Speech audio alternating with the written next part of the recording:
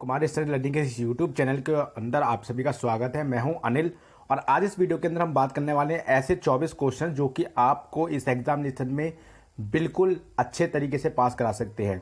अगर आप पेंटिंग के एग्जाम में अगर पेंटिंग के सब्जेक्ट को आपने सही से नहीं पढ़ा है और आप चाहते हैं कि ऐसे कोई क्वेश्चन मेरे सामने आ जाए जिसको सिर्फ पढ़ करके हम पास हो जाएं एग्जामिनेशन के अंदर, तो ये 24 क्वेश्चन आपको उस ब्रह्मास्त्र का काम करेंगे एग्जामिनेशन के अंदर, जो कि आपको एग्जामिनेशन में पास होने की पूरी फुल गारंटी के साथ दिए जा रहे हैं। आप इन क्वेश्चंस को सही से पढ़िएगा ध्यान से और इनको नोट्स बना लीजिएगा, या नोट्स भी नहीं भी बना रहे हैं, अगर आप खाली मेरी वीडियो भी अगर आप बार बार देख लेंगे तो फिर भी आप आसानी से पास हो सकते हैं एग्जामिनेशन में। तो ये है आपके पेंटिंग 332 जो कि क्लास 12th के लिए है, एनआईएस बोर्ड के लिए। इसमें मैं इंपॉर्टेंट क्वेश्चन ऐसे लेकर के आया हूं जो कि 24 क्वेश्चन आपकी ज़िंदगी बदल सकते हैं पेंटिंग के एग्जाम के अंदर। सो ज़्यादा बिना देरी किए हुए हम वीडियो को स्टार्ट करते हैं। देखिए, ये जो 24 प्रश्न हैं जो आपको पास कराकर ही दम लेंगे, ये मैं पहले से कह रहा हूं। और अभी आप इस चैनल पर नए आए हैं तो चैनल को जल्दी से सब्सक्राइब कीजिए, क्योंकि आने वाली सभी इसी तरीके के क्वेश्चन मैं आपको देने वाला हूं, जिसमें मात्र आप कुछ ही क्वेश्चन पढ़ करके एग्जामिनेशन में पास हो सकते हैं, क्योंकि मैं हमेशा यही टेक्निक अपनाता हूं अपने भी एग्जामिनेशन के अंदर। तो सबसे पहले हम जिस क्वेश्चन की बात करेंगे वो है सिंधु घाटी की सभ्यता की मातृ देवी की मूर्ति कलाकृति पर टिप्पणी लिखिए। सिंधु घाटी सभ्यता में मातृ देवी की मूर्ति एक पाई गई थी। उस कलाकृति में क्या क्या चीज़ें थीं, कैसी थी वो, क्या यूज़ किया गया था, वो सारी चीज़ें और कैसे बनाई गई थी उसके बारे में इसमें हमें लिखना है। तो कलाकार ने अच्छी चिकनी मिट्टी को आटे की तरह गूंथकर अपनी उंगलियों की सहायता से इस मूर्ति को बनाया। कलाकार ने क्या किया, जो चिकनी मिट्टी थी, अच्छी चिकनी मिट्टी, उसको आटे की तरह गूंदा और उसको उंगलियों की सहायता से इस मूर्ति को बनाया। फिर लकड़ी के छोटे छोटे औजारों की सहायता से मूर्ति पर बारीक काम किया है। जैसे मान लो उसकी आंख बनाई, उनकी हाथ बनाए, तो इस तरीके के जो काम किए वो लकड़ी के बारीक चीज़ों से काम किए। और छाया में मूर्ति को खूब सुखाने के बाद इसे आग में पकाया गया है। और क्या किया, इस मूर्ति को छाया में पहले खूब सुखाया गया, फिर उसके बाद आग में पकाया गया। मातृ देवी की यह मूर्ति भारत की ही नहीं बल्कि संसार की प्राचीन मिट्टी की मूर्तियों में अपना प्रथम स्थान रखती है। अगर हम बात करें इस मूर्ति की, तो ये मूर्ति ना ही सिर्फ इंडिया में बल्कि संसार में एक विशेष स्थान रखती है, यानी प्रथम स्थान रखती है सभी मिट्टी की प्राचीन मूर्तियों में। हम बात कर रहे हैं क्वेश्चन नंबर 2 की ओर। तो क्वेश्चन नंबर 2 है कि सारनाथ के सिंह शीर्ष पर लेख लिखिए। सारनाथ का जो सिंह शीर्ष है इस पर हमें लेख लिखना है। देखिए, अशोक का ये सारनाथ क्या है, सारनाथ एक जगह है, ठीक है, वहां पर सिंह शीर्ष यानी शेर का शीर्ष, शेर का माथा, शेर का मुंह के ऊपर ये एक चित्र है, ठीक है। सो अशोक का सिंह शीर्ष जो कि सारनाथ के पुरातत्व संग्रहालय में है। ये कहाँ है, ये सारनाथ जो जगह है वहाँ के पुरातत्व संग्रहालय मतलब वह स्थान जहाँ पर जो पुरानी से पुरानी चीज़ों को रखा जाता है, उसे पुरातत्व विभाग के अंतर्गत आता है, ठीक है।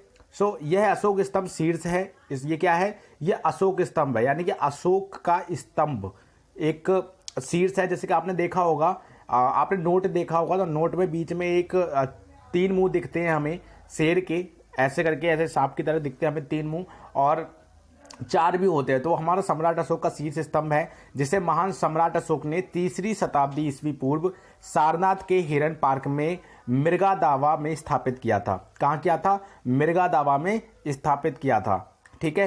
पुरातत्व सर्वेक्षण विभाग ने उस शीर्ष को 1905 में, कौन से समय में, 1905 में खोद कर निकाला था। किसको, इस जो ये शीर्ष है इसको पुरातत्व विभाग ने 1905 ईस्वी में खोद कर निकाला था।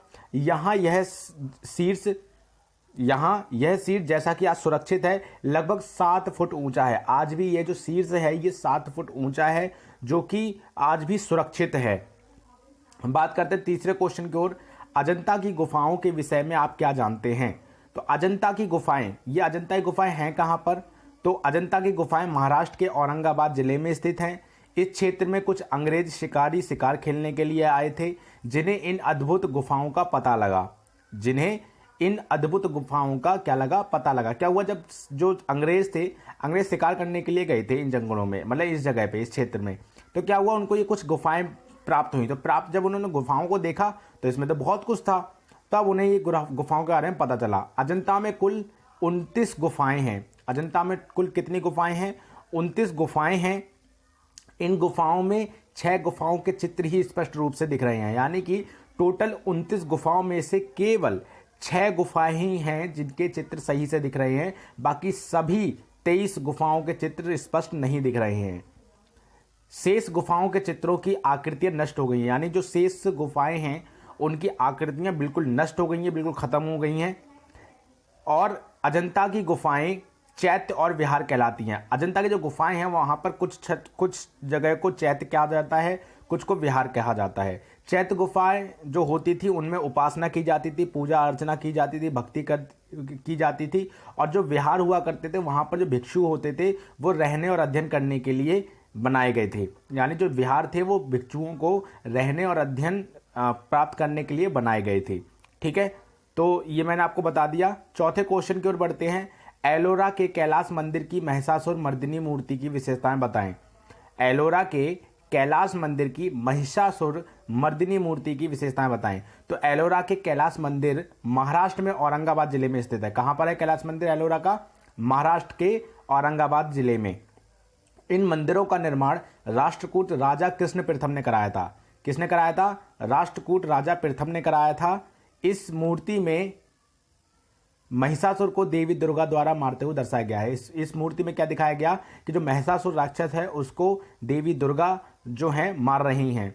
राष्ट्रकूट राजा द्वारा एक खंड पत्थर को काटकर बनाया गया है, और जो राष्ट्रकूट राजा बनाए गए हैं वो एक खंड पत्थर को काटकर बनाया गया है। विशाल शिवजी का मंदिर संसार के कला इतिहास में एक विशेष स्थान रखता है। और ये जो कैलाश मंदिर है ये बहुत बड़ा एक मंदिर है शिवजी का, जो कि पूरे संसार में एक अनोखी मिसाल कायम करता है। क्वेश्चन नंबर 5 देख लेते हैं। एलिफेंटा गुफा की त्रिमूर्ति में शिव विभिन्न स्वरूपों को किस प्रकार दिखाया गया है? जो त्रिमूर्ति है उनको, शिव की जो त्रिमूर्ति है, जो 3 रूप दिखाए गए हैं, उनको किन किन रूपों में दिखाया गया है एलिफेंटा गुफा में, ये पूछ रहे हैं। तो एलिफेंटा मुंबई से दक्षिण पश्चिम दिशा में स्थित है। एलिफेंटा जो है वो मुंबई से दक्षिण पश्चिम दिशा में स्थित है। यहाँ कुल 9 मूर्तियों का निर्माण हुआ। यहाँ पर कुल कितनी मूर्तियों का निर्माण हुआ? कितनी मूर्तियां बनी? 9 मूर्तियां बनी, जो भगवान शंकर के विभिन्न रूपों तथा क्रियाकलापों को व्यक्त करती हैं। जिसमें क्या दिखाया जा रहा है कि भगवान शिव के कई सारे रूप दिखाई दे रहे हैं उसमें, और क्या क्या काम कर रहे हैं वो उसमें दिखाई दे रहा है। लेकिन त्रिमूर्ति यहाँ की सर्वश्रेष्ठ कृति है। लेकिन जो त्रिमूर्ति है वो सबसे बड़ी, सबसे अच्छी जो कृति है वो त्रिमूर्ति है। ठीक है, इसमें शिव के सर्वोत्तम स्वरूप का प्रभावशाली चित्रण है। इसमें क्या है, जो शिव हैं, शिव शंकर हैं, उनके सबसे ज़्यादा अच्छी स्वरूप की प्रभावशाली चित्रण दिया गया है। त्रिमूर्ति के अंतर्गत शिव को विद्युत के रूप में, विष्णु को पालक के रूप में और ब्रह्मा को सृष्टिकर्ता के रूप में दिखाया गया है। उसमें दिखाया गया है कि जो शिव हैं वो मतलब बर्बादी करें, नष्ट कर देते हैं संसार को। विष्णु जो है वो पालनहार हैं, और जो ब्रह्मा है वो सृष्टिकर्ता ने सृष्टि की रचना करने वाले दिखाए गए हैं। प्रश्न 6 की ओर चलते हैं। कालीघाट पेंटिंग की मुख्य विशेषताएं क्या हैं? कालीघाट पेंटिंग की मुख्य विशेषताओं के बारे में बात करें तो कालीघाट पेंटिंग पश्चिम बंगाल के पोटुओं, जो कि मूर्तिकार जिन्हें कहा जाता है, द्वारा बनाई जाती है। रेखा खींचने के लिए टहनियाँ या बांस की डंडी प्रयोग में लाए जाते हैं। इस प्रकार की चित्रकारी सपाट पृष्ठभूमि और प्रमुखता से काला, लाल और पीले रंग के प्रयोग से पहचानी जाती हैं। इस चित्रकारी को सुंदर स्वरूप प्रदान करने के लिए प्रकाश और छाया का प्रयोग किया जाता है। प्रकाश यानी कि उजाला, और छाया यानी कि कार का प्रयोग दर्शनीय होता है। क्वेश्चन नंबर 7, मुगल चित्र शैली की विशेषताएं बताइए। या पूछ सकते हैं मुगल लघु चित्रकला के विकास के बारे में आप क्या जानते हैं। दोनों तरह से आपसे क्वेश्चन पूछ सकते हैं। तो इसका आंसर है मुगल लघु चित्रकला का विकास पर्सिया से हुआ है। प्रिंस ऑफ पर्सिया सुना होगा आपने। तो पर्सिया से शुरू हुआ है और यह भारत में लगभग 3 शताब्दियों तक प्रचलित रहा। भारत में 3 शताब्दी, शताब्दी कितने की होती है? तो शताब्दी होती है वो कितने की होती है? शताब्दी होती है 100 साल की। ठीक है, तो यहाँ पर लगभग 3 शताब्दियों तक प्रचलित रहा, 300 साल तक प्रचलित रहा। बाबर भारत का पहला मुगल शासक था। तो बाबर की बात करें तो वो पहला मुगल शासक था भारत का। उसके बेटे हुमायूं ने लघु चित्रकला को संरक्षण दिया, यानी उसे बचा करके रखा। और पर्सिया से कुछ चित्रकार भारत भी बुलाए, जिनमें से कुछ प्रमुख हैं अब्दुल समद, मीर सैयद अली, ये लोग प्रमुख हैं। मुगल चित्रकला अकबर और जहांगीर के काल में अपनी पराकाष्ठा पर पहुंची और जो सबसे ज़्यादा प्रचलन अगर जो हुआ इस चित्रकला का, मुगल चित्र शैली का, वो अकबर और जहांगीर के काल में हुआ। प्रश्न नंबर 8, बनी ठनी चित्र की विशेषताओं पर प्रकाश डालिए, या है किशनगढ़ शैली की विशेषताएं बताइए, या पूछा जा सकता है निहाल चंद की किसी एक कृति के बारे में लिखो। तीनों तरह से क्वेश्चन पूछा जा सकता है, तो बनी ठनी बहुत ज़्यादा क्वेश्चन ही पूछ लिया जाता है।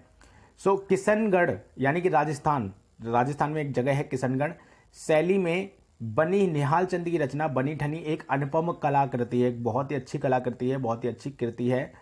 इस चित्र को बनाने का समय सन 1750 ईस्वी है। जब ये चित्र बनाया गया था तो उस समय 1750 ईस्वी था। इस चित्र का माध्यम टेम्परा है। माध्यम अगर हम बात करें किस माध्यम पर बनाया गया तो वो टेम्परा माध्यम था। किशनगढ़ में बनी ठनी के इस अप्रतिम सौंदर्य को राधा का प्रतीक मानकर राधा किशन के चित्रों की रचना हुई है। इसमें दिखाया गया है कि जो बनी ठनी में राधा जो हो रही है वो किशन के लिए सज धज रही हैं और राधा कृष्ण के चित्रों की इसमें रचना की हुई है। बनी ठनी की इस मुस्कान की तुलना लियोनार्दो दी विंसी की प्रसिद्ध चित्र मोनालिसा से की जाती है। यानी कि इस चित्र की जो कंपेरिजन किया जाता है वो लियोनार्दो दी विंसी थे, उनके द्वारा उन्होंने एक चित्र बनाया था मोनालिसा, जो कि बहुत वर्ल्ड फेमस है उनकी पेंटिंग मोनालिसा। उसके हिसाब से मतलब उसके कंपेरिजन में हमारी ये कृति दिखाई जाती है। नेक्स्ट क्वेश्चन की ओर बढ़ते हैं। पहाड़ी लघु चित्रकला पर टिप्पणी लिखो, या पहाड़ी शैली क्या है, या पहाड़ी कलम क्या है। तो इसका आंसर है इस शैली को पहाड़ी कलम भी कहते हैं। यह शैली पंजाब, गढ़वाल, जम्मू तथा हिमाचल की तलहटी में विकसित हुई। यानी जहाँ जहाँ पहाड़ थे, पंजाब की साइड में, गढ़वाल की साइड में, जम्मू की साइड में, हिमाचल की साइड में ये विकसित हुई थी। पहाड़ी शैली राजस्थान, मुगल तथा स्थानीय लोक तत्वों से परिपूर्ण थी, लेकिन 19वीं शताब्दी तक आते आते शैली का अंत हो गया। ये देखो, पहाड़ी शैली राजस्थान में बहुत ज़्यादा प्रचलित थी, फिर मुगल समय में बहुत प्रचलित थी, फिर स्थानीय लोगों में, मतलब जो अपने स्थानीय मतलब जगह जगह जो लोक एक होते हैं ना, लोक जैसे लोक गीत वगैरह होते हैं, मतलब अपने क्षेत्र के अनुसार उसमें परिपूर्ण थी। फिर उसके बाद 19वीं शताब्दी आते आते ये शैली जो है ख़त्म हो गई। क्वेश्चन 10वां, तंजौर शैली की चित्रकला दूसरी शैली से भिन्न क्यों है। तो जो तंजौर शैली है उसकी चित्रकला दूसरी शैली से भिन्न क्यों है। तो भारतीय चित्रकला शैली में तंजौर शैली एक अनोखा स्थान रखती है, क्योंकि एक ओर तो वह नक्काशी की हुई है, यानी नक्काशी की हुई है, और दूसरी तरफ वो चित्रित काष्ठ से मिलती है। दूसरी ओर इसमें रत्न, सोना, चांदी, रंगीन पत्थर इन सब का प्रयोग होता है। 19वीं शताब्दी में तमिलनाडु के तंजौर में इस शैली का उद्गम हुआ था, यानी कि स्टार्ट हुआ था, लेकिन दक्षिण में तथा उत्तर में भी इस प्रकार के चित्र मिलते हैं। कभी कभी साउथ में और नॉर्थ में भी ये दिखाई देते हैं, इस प्रकार के चित्र मिल जाते हैं। राम, कृष्ण, गणेश आदि देवताओं के चित्र अधिक संख्या में उपलब्ध हैं। अधिकतर तंजौर चित्र 19वीं शताब्दी में बने हैं। तंजौर पेंटिंग बेसिक ड्राइंग के ऊपर कीमती पत्थरों की सजावट के कारण अन्य दूसरी शैलियों से भिन्न है, इसलिए वो भिन्न है। क्वेश्चन नंबर 11, राजा रवि वर्मा की चित्रकला की विषय वस्तु बताइए। तो राजा रवि वर्मा दक्षिण भारत के त्रावणकोर राजवंश परिवार से थे। उन्होंने तेल रंगों का प्रयोग कर नवशास्त्रीय शैली में चित्र बनाए, यानी नई तरीके से उन्होंने चित्र बनाए, और तेलीय रंग यूज किया, यानी कि जैसे पेपर पे तेल गिर जाता है ना, फिर वो जो कलर हो जाता है, वैसे ही राजा रवि वर्मा के चित्रों को ओलीग्राफ तकनीक द्वारा भारत के कोने कोने में फिर पहुंचा दिया गया। राजा रवि वर्मा के कई लोकप्रिय चित्र हैं, जिसमें से हरिश्चंद्र, भीष्म की प्रतिज्ञा, हंस दमयंती, रावण तथा जटायु आदि विख्यात हैं। मतलब हरिश्चंद्र के ऊपर दिखाया गया, भीष्म की प्रतिज्ञा लेते हुए दिखाया गया है, हंस दमयंती दिखाया गया है, रावण जटायु का युद्ध होते हुए दिखाया गया है। इस तरीके की उन्होंने पेंटिंग बनाई थी। अवनिंद्र नाथ के चित्र राधिका पर टिप्पणी लिखिए। अवनिंद्र नाथ के चित्र राधिका पर टिप्पणी लिखिए। तो बंगाल स्कूल के जन्मदाता अवनिंद्र ठाकुर का जन्म 7 अगस्त सन 1871 ईस्वी में हुआ है। पश्चिमी रीति के साथ साथ भारतीय पारंपरिक चित्र विधि में भी शिक्षा प्राप्त अवनिंद्र नाथ ने अपना ही चित्रण विधि का आविष्कार किया, यानी खुद की ही चित्रण विधि बनाई, जिसे वास तकनीक के नाम से जाना जाता है। उनके द्वारा बनाया गया राधिका चित्र इसी रीति में बनाया गया था। उन्होंने एक खुद की विधि बनाई, चित्रण विधि, जिसका नाम वाश रखा गया, और इसी के माध्यम से उन्होंने एक राधिका नाम की चित्र बनाया। ठीक है। रविंद्रनाथ टैगोर पर एक निबंध लिखिए। रविंद्रनाथ टैगोर ने शांति निकेतन में कला भवन की स्थापना की। उन्होंने कभी भी भारतीय शास्त्रीय कला या भारतीय लघु चित्रकला के एमोनी प्रभाव का अनुसरण नहीं किया। उनकी कला हमेशा अवचेतन मस्तिष्क की उपज थी, यानी कि ऐसी शक्ति जो उनके माइंड पे मतलब जोर डालती थी और जो अलग ही सोच, अलग ही काल्पनिक चीज़ों में रहती थी। उन्होंने अपने रंगों में हल्के और गहरे रंगों का प्रयोग किया है। रविंद्रनाथ ने अपनी पेंटिंग में अभिव्यंजनात्मक शैली का प्रयोग किया है। ठीक है, आपको समझ में आ गया होगा। नेक्स्ट क्वेश्चन की ओर बढ़ते हैं। राम किंकर बैज पर एक निबंध लिखो। तो ये क्वेश्चन भी आ जाता है। राम किंकर बैज तत्कालीन भारतीय मूर्तिकला के प्रेरणता थे, यानी प्रेरणा स्रोत थे। उन्होंने शांति निकेतन, विश्व भारती में अध्ययन किया और वे नंदलाल बोस के सहयोगी थे। वे मूर्तिकला के प्रसिद्ध लोगों में से एक थे, यानी जो मूर्तिकला बनाने वाले में से सब बहुत लोगों में से वो भी एक थे। उनकी एक प्रसिद्ध कृति यक्ष और यक्षिणी की मूर्तियां नई दिल्ली में रिजर्व बैंक ऑफ इंडिया में स्थापित है। उन्होंने आसानी से प्राप्त कंक्रीट का खुरदुरे आकार को बनाने के लिए प्रयोग किया है। उन्होंने कंक्रीट का प्रयोग किया। ठीक है। दुल्हन का श्रृंगार चित्र के संयोजन का वर्णन करें। 15वां क्वेश्चन है, दुल्हन का श्रृंगार चित्र के संयोजन का वर्णन करें, या अमृता शेरगिल के किसी एक चित्र के बारे में लिखिए। तो दुल्हन का श्रृंगार अमृता शेरगिल का एक विख्यात चित्रण है जिसमें 5 मानव आकृतियां हैं। इस चित्र में दुल्हन तथा उसकी सहचरियों के शरीर के रंगों का भेद चित्र के संयोजन को परिपूर्ण करता है। चित्र के सामने 2 मिट्टी के घड़े हैं। एक सहचरी दुल्हन के केस संवार रही है, यानी एक जो उसकी सखी है जो मतलब उसको सजा रही है, वो एक उसके बाल संवार रही है, और दूसरी जो है वो हाथ में बर्तन लिए खड़ी है। दुल्हन के दोनों हाथ लाल रंगों से रंगे हैं, जो आमतौर पर विवाह के समय भारत में प्रचलित है, जो आमतौर पे आपको मेहंदी से रचे हुए मिलेंगे। 16वां क्वेश्चन है, एम.एफ. हुसैन पर टिप्पणी लिखिए। हमारे समय के जाने माने पेंटर एम.एफ. हुसैन हैं। हमारे समय में जो जाने माने पेंटर हैं वो एम.एफ. हुसैन हैं। अपने चित्रों में हुसैन ने पौराणिक कहानियों के साथ आधुनिक जीवन धारा का अद्भुत रूप से सामंजस्य किया है। शुरुआती जीवन में वे फिल्म आदि के विशाल बैनर चित्रण करते थे, यानी जो चित्र बनाए करते थे फिल्मों के, ज़्यादातर आपने पोस्टर बड़े बड़े देखे होंगे जगह जगह लगे, वो सब एम.एफ. हुसैन बनाते थे। एम.एफ. हुसैन ने व्यक्तियों, रंगों और चिन्हों के माध्यम से हमारे समाज की विसंगतियों को व्यक्त किया है। क्वेश्चन नंबर 17, प्रश्न नंबर 17, मधुबनी पेंटिंग की विशेषता लिखो। तो मधुबनी क्या है भाई? बिहार में एक जगह है, जिला है। मधुबनी चित्रकला मिथिलांचल जैसे बिहार के दरभंगा, मधुबनी, नेपाल के कुछ क्षेत्रों की प्रमुख चित्रकला है। प्रारंभ में रंगोली के रूप में रहने के बाद यह कला धीरे धीरे आधुनिक रूप में कपड़ों, दीवारों और कागज पर उतर आई। मिथिला की औरतों द्वारा शुरू की गई इस घरेलू चित्रकला को पुरुषों ने भी अपना लिया है। इस चित्र में खासतौर पर कुल देवता का भी चित्रण होता है। जो कुल देवता होते हैं उनका भी चित्र बनाया जाता है। हिंदू देव देवताओं की तस्वीर, प्राकृतिक नज़ारे जैसे कि सूर्य, चंद्रमा, धार्मिक पेड़ पौधे जैसे तुलसी और विवाह के दृश्य देखने को ज़्यादा मिलते हैं। क्वेश्चन नंबर 18, प्रश्न नंबर 18 जो कि आपसे पूछ लिया जाता है, जो बहुत ज़्यादा इम्पोर्टेंट है कहीं ना कहीं। देख लेते हैं। हैदराबाद चित्रकला शैली की विशेषता लिखो। तो हैदराबाद चित्रकला शैली क्या थी, उसकी विशेषता एक नहीं है। तो 1724 ईस्वी सन में मीर कुमारुद्दीन खान निज़ाम उल मुल्क द्वारा असफ जूही राजवंश की नींव रखने के साथ ही हैदराबाद में चित्रकला प्रारंभ हुई थी। 18वीं और 19वीं शताब्दियों की दक्कनी चित्रकलाओं की सुस्पष्ट विशेषताएं जातीय किस्मों, परिधानों, आभूषण, वनस्पति, जीव जंतु, भद्रश्यांकन और वर्णों की अभिक्रिया में देखी जाती है। एक राजकुमारी को उसकी दासियों के साथ दिखाने वाली एक लघु चित्रकला हैदराबाद चित्रकला विद्यालय का एक प्रतीकात्मक उदाहरण है। यह राजकुमारी छतरी से ढके हुए पूर्ण रूप से सुसज्जित छज्जे पर लेटी हुई है। इस चित्रकला की शैली सजावटी है। कैसी है? सजावटी है। शैली कैसी है? सजावटी है। हैदराबाद की चित्रकला की भड़कीले रंग, दक्षिणी मुखाकृति किस्में और परिधान जैसी प्ररूपी विशेषताओं को लघु चित्रकला में देखा जा सकता है। तो आप इसको दोबारा एक बार रिपीट कर लेना, आपको क्लियर हो जाएगा। कंपनी शैली किसे कहते हैं? इसे पटना शैली के नाम से भी जाना जाता है। क्यों? तो कंपनी शैली को पटना चित्रकला भी कहते हैं। यह पुस्तकों को चित्रित करने की शैली है, यानी पुस्तकों को दिखाने की शैली है। ठीक है, जो भारत में 18वीं शताब्दी के उत्तरार्ध में ईस्ट इंडिया कंपनी में काम कर रहे ब्रिटिश लोगों की पसंद के आधार पर विकसित हुई। ब्रिटिश लोग जो थे उनको ज़्यादा पसंद थी जो काम करते थे हमारे उत्तरार्ध में ईस्ट इंडिया कंपनी के तो इसलिए उनको पसंद थी, तो उसके आधार पर ये स्टार्ट हुई। यह शैली सबसे पहले पश्चिम बंगाल के मुर्शिदाबाद में विकसित हुई और बाद में ब्रिटिश व्यापार के अन्य केंद्रों जैसे बनारस यानी कि वाराणसी, दिल्ली, लखनऊ और पटना तक पहुंच गई। क्वेश्चन नंबर 20, गुप्त काल को भारतीय कला और वास्तुशिल्प का स्वर्ण युग क्यों माना जाता है? देखो, गुप्त काल में भारतीय कला और वास्तुशिल्प का अद्वितीय विकास हुआ, जिसके अनेक साक्ष्य आज भी उपलब्ध हैं।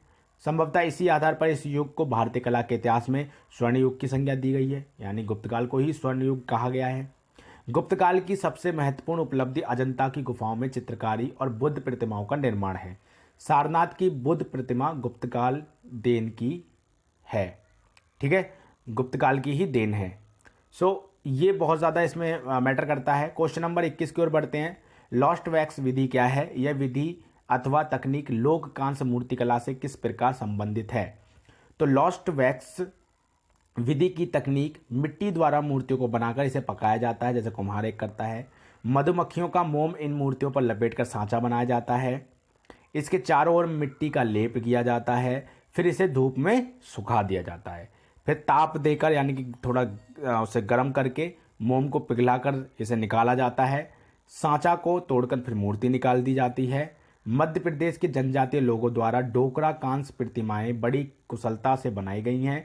वे लॉस्ट वैक्स विधि में ही बड़े निपुण थे और उसी के माध्यम से ये बनाया करते थे। प्रश्न 22, वोरली पेंटिंग पर नोट लिखो। तो इस प्रकार की पेंटिंग का प्रचलन जो है मोस्टली महाराष्ट्र में है, और वहाँ पर एक जिला है वोरली, जो कि वहाँ की कुछ जनजाति है, वो इस तरह की पेंटिंग बनाते हैं।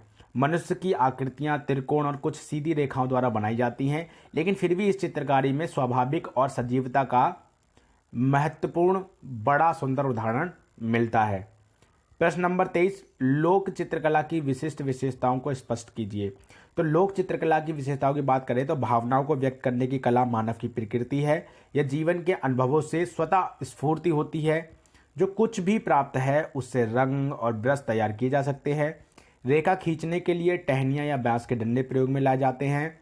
कालीघाट चित्रकला पश्चिम बंगाल में मूर्तिकारों द्वारा बनाई जाती है। ये पेंटिंग लोक शैली के सुंदर उदाहरण हैं। राजस्थान की फट पेंटिंग और बिहार की मधुबनी पेंटिंग लोक चित्रकला शैली के अच्छे उदाहरण हैं। कोई पूछेगा कौन कौन शैली, तो बता देना राजस्थान की फट पेंटिंग और बिहार की मधुबनी पेंटिंग, ये इसी के उदाहरण है और बहुत अच्छे हैं ये। लास्ट क्वेश्चन की ओर हम बढ़ते हैं और इसके बाद हमारा ये खत्म हो जाएगा। प्रश्न 24, भारतीय लोक चित्रकला में धार्मिक और सामाजिक विषय वस्तुओं को कैसे अभिव्यक्त किया जाता है? तो लोक कलाकार साधारण लोग होते हैं। वे अपनी कला में मूलभूत जीवन के अनुभव को व्यक्त करते हैं, यानी कि जो भी उन्होंने अपने जीवन में अनुभव लिया उसको वो चित्र का रूप दे देते हैं। उनकी कला सामाजिक और धार्मिक रीति रिवाजों जैसे कि शादी ब्याह, मुंडन, बच्चे का जन्म, इन्हीं के इर्द गिर्द होती है। भारत में लोक कला सभी धार्मिक समारोहों का एक आवश्यक अंग है। दोस्तों, मैंने आपको ये 24 क्वेश्चन बताए हैं, जो कि अगर आप पढ़ के चले गए तो डेफिनेटली आप जो हैं पास हो जाएंगे अपने एग्जामिनेशन के अंदर और आपको अच्छे मार्क्स भी प्राप्त होंगे। ये वीडियो बहुत ज़्यादा इंपॉर्टेंट है आप सभी के पास। ज़्यादा से ज़्यादा लोगों के साथ शेयर कीजिए, अपने साथ वालों के साथ शेयर कीजिए, जिससे कि उनको शेयर करेंगे आप तो उनका भी मार्क्स अच्छा आ सके। आपको यहाँ तक आपने समय दिया, आपने इसको समझा। देखिए, अब स्टेप बाय स्टेप मैं एक एक चैप्टर लेकर के आता तो कहीं ना कहीं लॉन्ग हो जाता, ऐसा नहीं है, वो भी आएंगे लगातार, लेकिन अभी एग्जाम टाइम है। तो एग्जाम टाइम पे अगर आपको चाहते हो वाकई में बिना किसी देरी के एक ही दिन में पढ़ करके 2 दिन में पढ़ करके अगर जाना, तो ये क्वेश्चन आपको ब्रह्मास्त्र का काम करेंगे और बहुत आसानी से आपको पास भी कर देंगे।